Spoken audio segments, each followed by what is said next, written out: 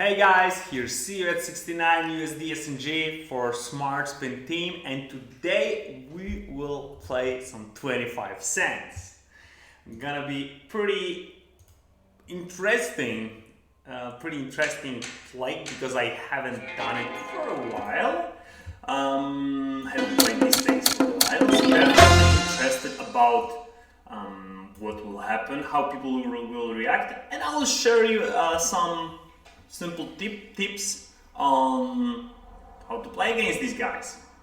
So, small blind versus big blind, definitely I will start with playing 100 VPIP. I will play every single hand to see how they react. If they 3-bet, if they isolate, I'll simply cut some of the hands, but for now, I limp, c-bet, raise. This is an interesting example of where we could check and slow play because the board is pretty dry. And if the c-bet doesn't work with our cards, we can just check. So the guy fires pot size bet, definitely cool. We're calling, we made a slow play, just checking. Interesting situation. Obviously our opponent could have a flush, he could have a straight, and this jam sounds pretty nasty. So I think if he would bet 6 BB, I would be okay with calling, but the jam sounds pretty bad. Especially that we are just splitting with kings, the flush get there. If he has a 7, we're almost dead. And I think if he's type of a spazzer, if he's a type of a guy who does it with any two, most likely he'll do it next hand anyway. So I think folding might be okay. So we raised pre-flop queen deuce, and this is pretty cool general game plan. If someone shows weakness, we respond with aggression. So this guy who played aggressively previous hand, he just limps. So and he checks, so already shows that this is not like he's spazzing every single hand. So third pair, just checking, especially that ace and king are the most common in buttons range. If it goes double check, we could value bet with a half pot. But yeah. So definitely pocket trees. So he rather sounds more of a passive. Flush draw on the left, we bet half. We can easily battle with half, but with the stack size, we could easily jam right around 1-to-1 SPR, around pot size. We can just jam a good flush draw. It's definitely a simple rule. Right, so it sounds like we made a good fold with our king 8. And it's worth observing your opponents. This is the most important, that we play against people. Real people with real tendencies. So if we see that the guy just limped and checked through with trees, on the other hand, the previous hand he went with a pot size bet flop, jump turn, most likely these are some sizing tells. The same this guy, right? He just called our isolation, don't bet pot size bet. So when he checks, most likely it's a pretty weaker range, so we should put pressure on it. Definitely worth testing it. Definitely worth testing your opponents, see how they react, especially when we put aggression. When they are passive and we start playing aggressively. So we see that pretty nice combo draw.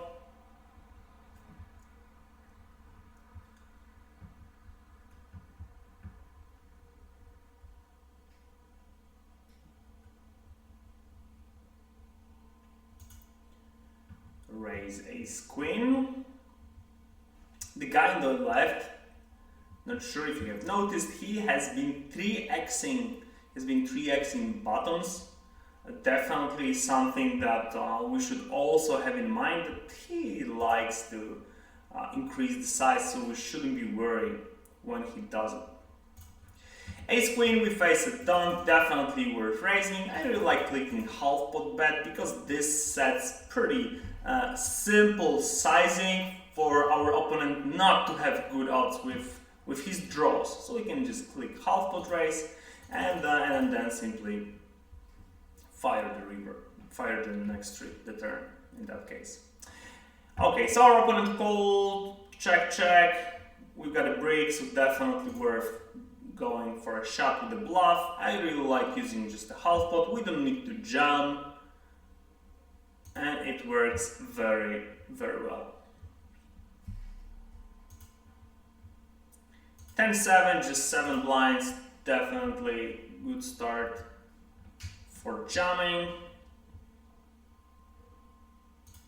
Pocket pairs, the low ones that doesn't play well post flop, we can just jam, not play with them. We have pretty small stack sizes, so with the weak gut shot, just folding. Even if we hit, we won't win too much. So that was the guy with the donk bet, right? So I don't really want to isolate too much. And previously when he checked, he folded. So this is more low variance situation where we could win chips against him. Low pair, right, passive guy.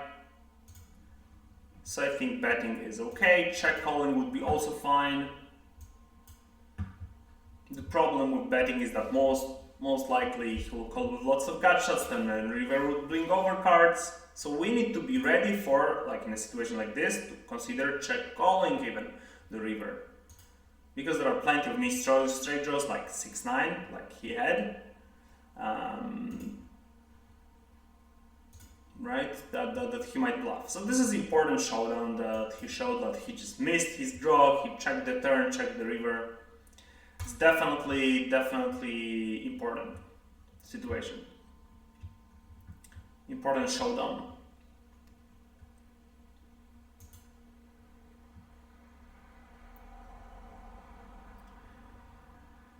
.6 BB, button just limped. If he would move a lane, we definitely call, we can easily do it. We've got enough odds, but if he limps, we can just check and we pick up equity. So we can bet by ourselves. There's a small chance of fold equity. Oh, we got it, so that's great. King 4 in the previous hand, I mid-raised because of the shallow stack, because of the short stack. We can easily call him, so I would open every king. Jack 10, this is interesting actually. If small blind had like 8-9 blinds, we could jump, but here 12 blinds sounds interesting to just min-raise and simply play with big blind, and most likely he will just call with weaker hands. And if we jump, we're gonna get called by better hands like King 10, Queen Jack, but most of the weakest ones we're gonna just call. So I limped Jack 8. It's like kinda with the small blind that had just less than 1 BB. It's a kind of similar situation like we would play heads up small blind.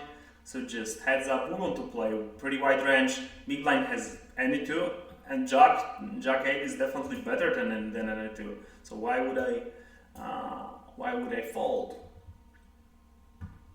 Okay, that was a quick win.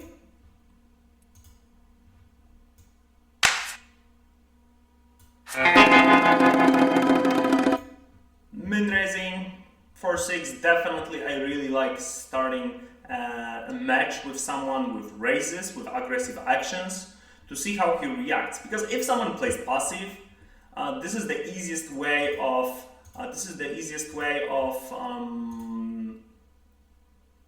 winning lots of chips without any variance. If someone just folds.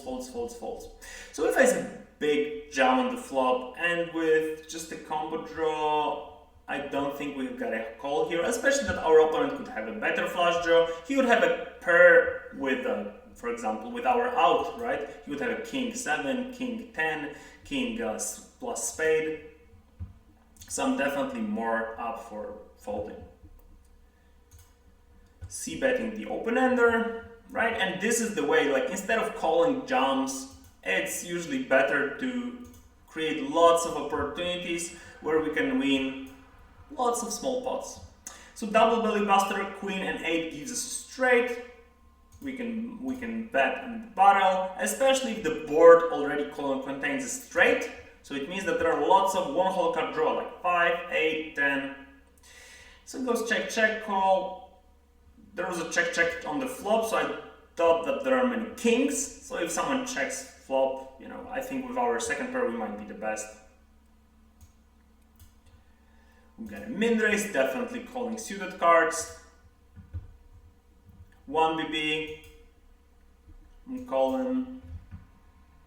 1 BB, definitely calling. Okay, and he mucked. So you can see a little bit of difference to the previous hands where he jumped twice, and now he just bets 1 BB and gives up the river. So the sizing tells overall are pretty common and easy to spot. So watch out for the guys that sometimes jam and sometimes bet for a little. Especially if you notice a showdown that he has done it with the weaker hands, that he used more passive line, then be aware that the big sizes means a very strong hand.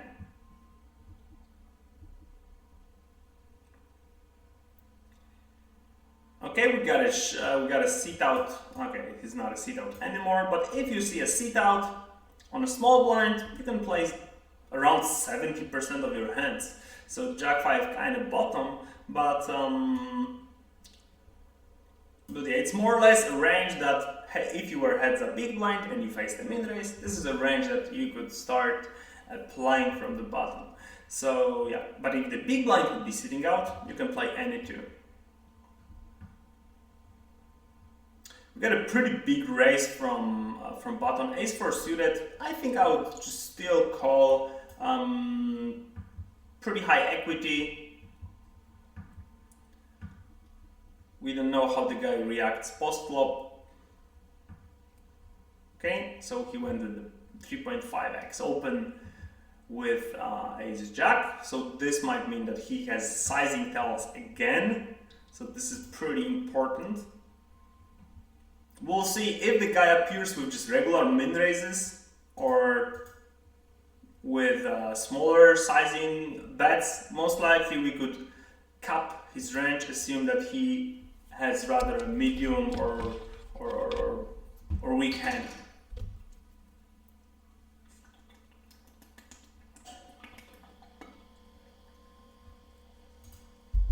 Like in this situation.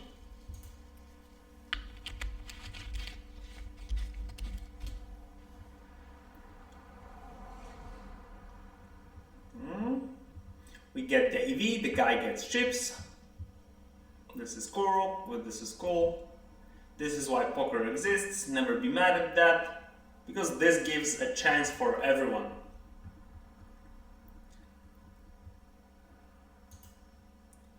No matter how good you are, you still might have luck. So this is cool, especially for recreational players. Like some of us, some of you still are. This is good. You can whether spend 20 bucks on going to the cinema, or you can just gamble and obviously sometimes bring some profit. So this is definitely cool. And yeah, you never know the outcome. So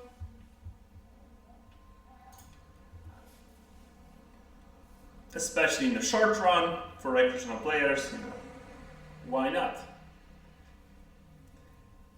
Click 3-bet, sure thing. Let's see what's going on. Previously, I think he was click 3-betting pocket nines. When the button made this 3.5x with ace jack, he clicked with nines, and I think this might be whatever, king queen, ace king. I'm definitely not folding if I hit the pair. Okay, we face 1 BB, we've got the open-ender calling deuce 5, 1 BB again. So this might be an interesting situation where we could start raising, as this sounds weak. So I think it's interesting. We've got just open-ender on the turn, so these are just 8 outs. So 16% equity to the river, so it's very little. So I very often prefer turning the aggression up and using my hand more of a semi-bluff to take the initiative and yeah.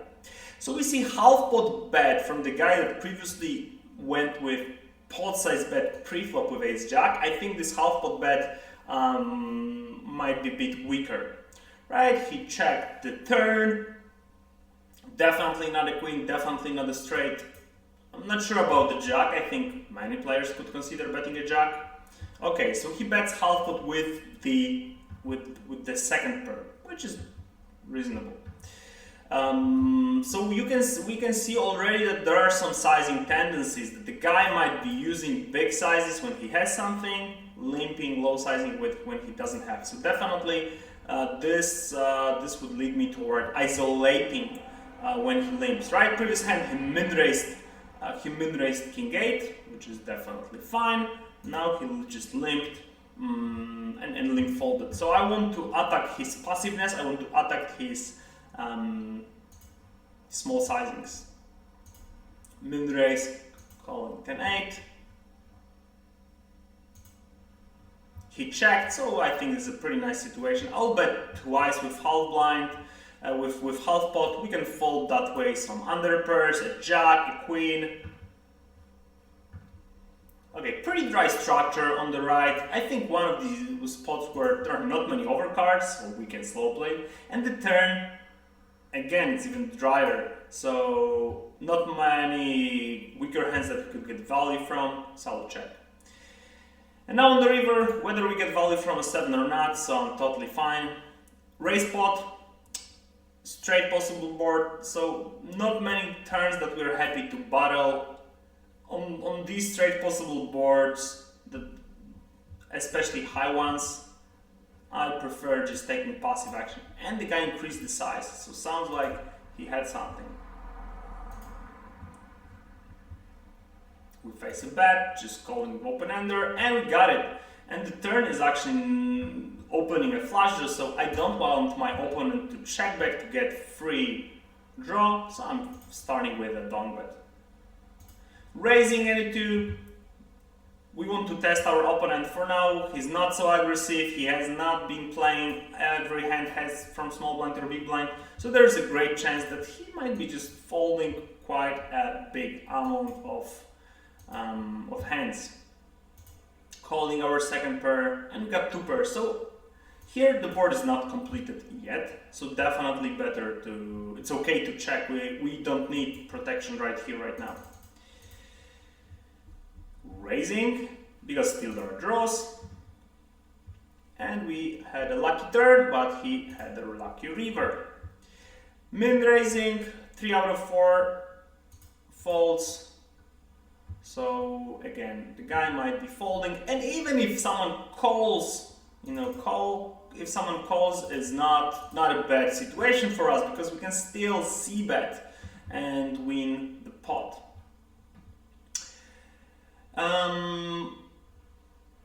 Right, there are 4, so we are shallow, so this gets closer between raising and calling, but definitely not folding. We want to play every single hand.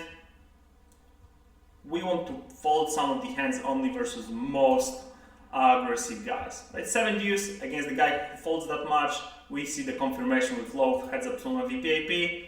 Definitely playing every hand, and I'll play every hand with the min raise. 3x, so as you can see, again, pre-flop sizing tells. So versus this, I'll be very, very, very tight. Most likely I'll 3-bet just ace jack plus, and yeah.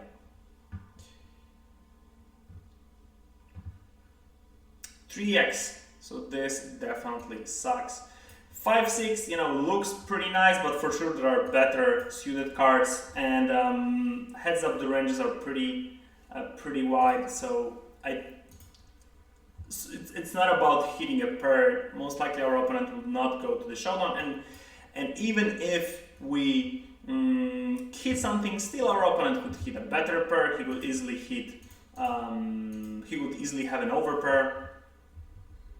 And if we see a tendency that this guy just folds so much versus raises, he plays low VPAP, he's having sizing tells, we should rather focus on exploiting these passive tendencies. It's low variance, we apply the strategy of winning by folding versus such players, right? We fold, if he raises big, we fold some shitty hands. We have 7 deuce, we're just raising to fold him. King 5, one of the hands that we could, we are above 10 BB, so I am okay with raising. And again, King 8 used pretty dry structure, so we could check to give him a chance to hit something, to maybe fire some more cards. Just calling. He bets 2 BB, definitely sounds like a queen, so I want to raise, I want to get maximum value from a queen. If he would bet like 6 BBs, I would just call.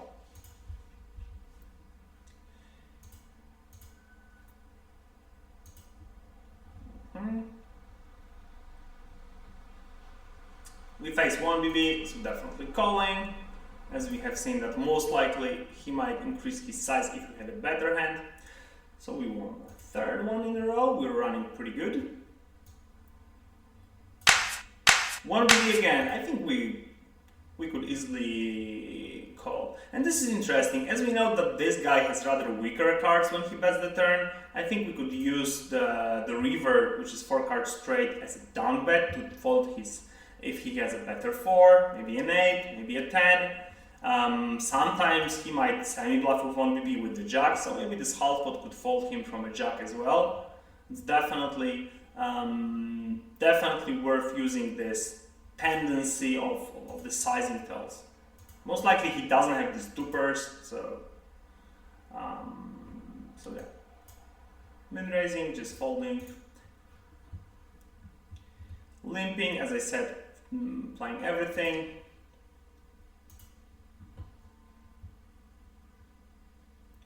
Pocket trees. It's one of the hands that's totally, or whatever that you do, it has around 0 EV, whether you jump, min raise or fold. If we don't know our opponents, we could just fold.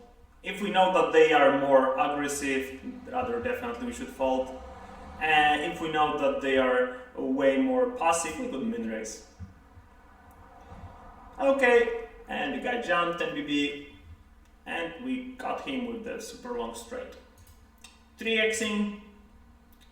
Let's call Jack 10 in positions, definitely. And it's usually when someone checks, worth betting. Pretty nice odds. Pretty small sizing, so definitely calling. But if he jumps the turn, with open-ended we have only 8 outs, so 16% equity. If someone bets pot size bet, we need around 33%, so we have way too little. Assuming that he has done it with with the ace, and if he additionally had a club, sorry, not a club, but if he had a flush draw, then it's even worse. If he had an ace with our outs, queen or a 7, then we have even less outs. So yeah. 6-9 on the bottom. This hand makes sense to open more versus competent opponents, where we want to put more pressure and basically we want to kind of cover low boards, where we want to put more pressure on them. We don't want them to put pressure on us. But versus guys that rather stuck off with ace highs, it's better to open hands that just catch toppers. This is interesting. It went check on the flop, and the board is monotone. The ace has a gut shot, so I think even with the second pair, we could increase the size and fire a pot size bet.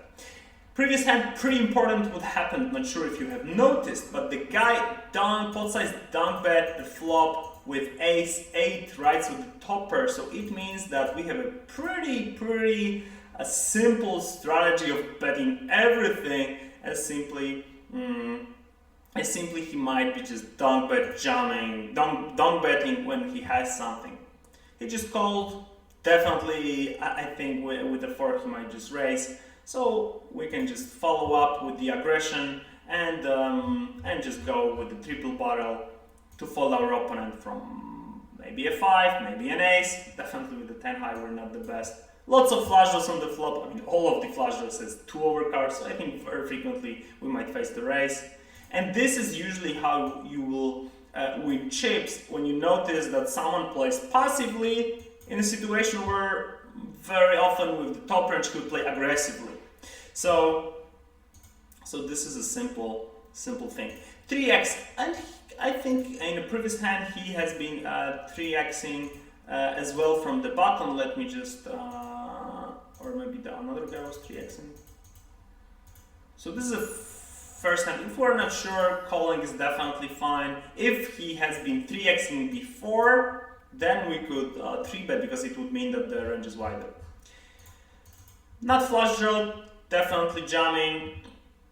There are, even if he has a king, I mean, this situation was pretty bad because he had both a club, he had an ace that was better, so our ace didn't work. But even if he has a king, we have pretty nice equity, right? So if he had a king, we have 3 outs for a king, 9 for a flush draw, so 12 outs. So to the river would be over 40% equity. So given the fact that sometimes he folds, sometimes he might just even bet call with a weaker hand like open-ender or weaker flush draw. It's definitely pretty nice. Okay, let's wrap it up. So the last one for today's session.